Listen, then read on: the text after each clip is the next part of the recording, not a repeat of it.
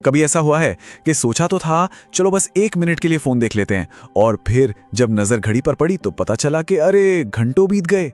आज हम इसी के पीछे की साइंस को समझने वाले हैं कि आखिर हमारा दिमाग इस स्क्रोलिंग के जाल में इतनी आसानी से फंस कैसे जाता है। तो चलिए शुरू करते हैं। ये एक ऐसा सवाल है जो हम में से कई लोगों के मन में आता होगा, है ना, कि भाई 2 घंटे स्क्रॉल करना तो इतना आसान लगता है, लेकिन 5 मिनट पढ़ाई करना ऐसा लगता है जैसे कोई पहाड़ चढ़ना हो। तो आज हम इसी पहेली को सुलझाने वाले हैं और जानेंगे कि हमारा दिमाग आखिर इस तरह से काम करता ही क्यों है। अच्छा, इस पूरी गुत्थी को ना और अच्छे से समझने के लिए चलिए एक कहानी सुनते हैं। एक किरदार है, नाम है उसका चिंटू, और हो सकता है चिंटू की इस कहानी में हम सबको अपनी ही एक झलक दिख जाए। तो कहानी कुछ यूं है। रात के 11:30 बजे हैं। चिंटू बिल्कुल थक चुका है और पढ़ाई करना तो अब नामुमकिन सा लग रहा है। वो बस सोने ही जा रहा था कि मन में एक छोटा सा ख्याल आया, अरे बस 1 मिनट के लिए फोन देख लेता हूं।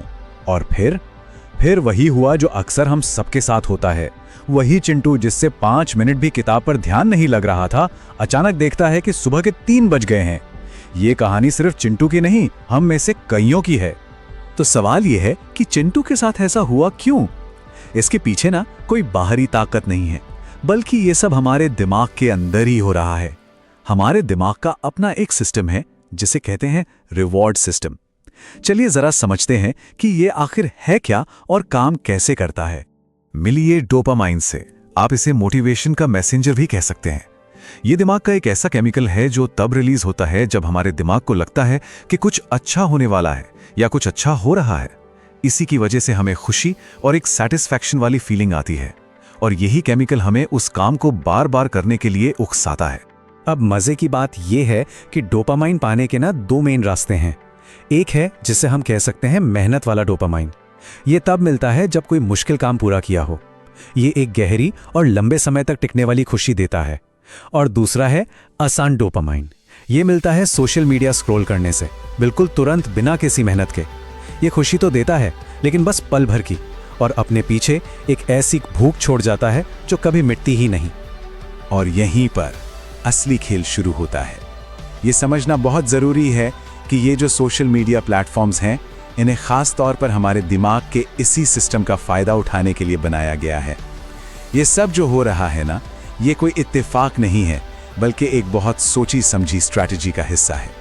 साइकोलॉजी की भाषा में इसे कहते हैं वेरिएबल रिवॉर्ड शेड्यूल, और ये किसी भी आदत को लत में बदलने का सबसे पावरफुल तरीका है। इसको ना एक स्लॉट मशीन की तरह समझिए।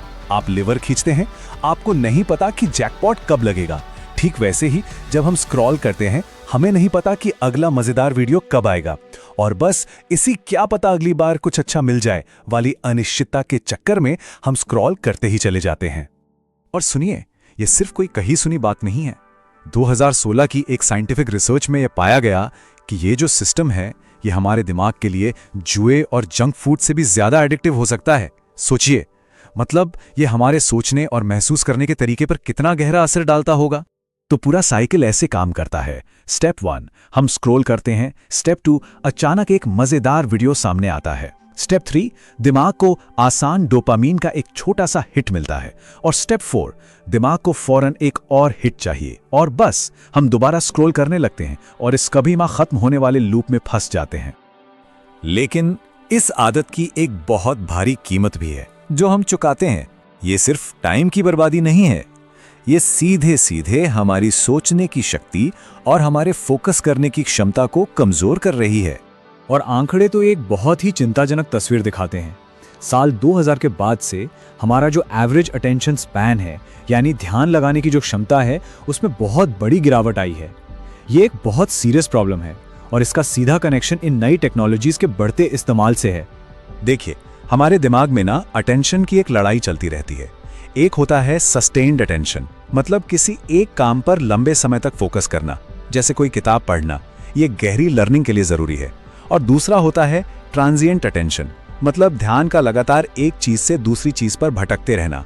और ये जो अंतहीन स्क्रॉलिंग है ना, ये हमारे दिमाग को इसी दूसरी वाली आदत की ट्रेनिंग देती है, जिससे हमारा फोकस करने वाला मसल कमजोर होता जाता है। तो इसका हमारी याददाश्त पर क्या असर होता है? एक बहुत मशहूर थियरी है जो कहती है कि अगर हम किसी भी इंफॉर्मेशन को गहराई से प्रोसेस नहीं करते तो सिर्फ 24 घंटे के अंदर उसका 80% हिस्सा हम भूल जाते हैं। और स्क्रॉलिंग से हमें क्या मिलता है? बस ऐसी ही सतही जानकारी जो दिमाग में ज्यादा देर टिकती ही नहीं। तो इसके जो नतीजे होते हैं वो हमारी सोच पर बहुत गहरा असर डालते हैं। हम चीजों को बस ऊपर ऊपर से समझने लगते हैं। हमारा दिमाग इंस्टेंट रिवॉर्ड का इतना आदी हो जाता है कि हम जरूरी कामों को टालने लगते हैं। हमारी मेमोरी कमजोर हो जाती है और आखिर में हमारा दिमाग इतना थक जाता है कि किसी भी काम पर फोकस करना एक पहाड़ जैसा लगने लगता है।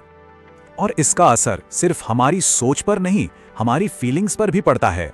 हमारी एंग्जाइटी बढ़ जाती है और साथ ही एक नई चीज पैदा होती है जिसे कहते हैं फोमो, यानी फियर ऑफ मिसिंग आउट। ये एक अजीब सा डर है कि कहीं हमसे कुछ छूट तो नहीं रहा, जो हमें बार बार अपना फोन चेक करने पर मजबूर करता रहता है। अब ये सब सुनकर थोड़ा डीमोटिवेटिंग लग सकता है, लेकिन रुकिए, एक अच्छी खबर भी है। हमारे दिमाग के पास एक ऐसी सीक्रेट पावर है जो इस पूरी सिचुएशन को पलट सकती है। तो सबसे बड़ा सवाल मन में यही आता है, क्या ये जो नुकसान हुआ है ये परमानेंट है? क्या हमारा दिमाग हमेशा के लिए ऐसा ही हो गया है?